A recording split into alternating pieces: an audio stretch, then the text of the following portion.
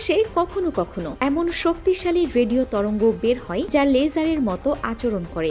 একে বলা হয় মেগা মেজার। এবার বিজ্ঞানীরা খুঁজে পেয়েছেন সবচেয়ে দূরের এমন এক স্পেস লেজার। এটি পৃথিবী থেকে ৮০০ কোটিরও বেশি আলোকবর্ষ দূরে। দক্ষিণ আফ্রিকার শক্তিশালী রেডিও টেলিস্কোপ মিরক্যাট এই সংকেত ধরতে সক্ষম হয়েছে। গবেষণার ঘোষণা দিয়েছে south African radio astronomy observatory বা সারাও। বিজ্ঞানীরা জানিয়েছেন যে গ্যালাক্সি বা ছায়াপথে এই মেগা মেজার পাওয়া গেছে তার নাম হ্যাটলাস J1 42935.3 থেকে 002836।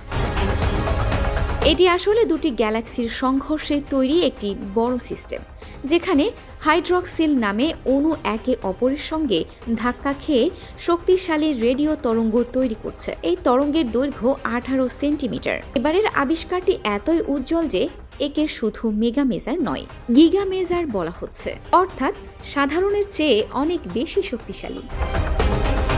গবেষক থাটো মানামেলা জানান, মাঝখানে আরেকটি গ্যালাক্সি লেন্সের মতো কাজ করেছে। এটি গ্র্যাভিটেশনাল লেন্স হিসেবে কাজ করে রেডিও তরঙ্গকে বড় করে দেখিয়েছে। যেমন গবেষণাটি প্রকাশের জন্য পাঠানো হয়েছে Monthly Notices of the Royal Astronomical Society Letters সাময়িকীতে।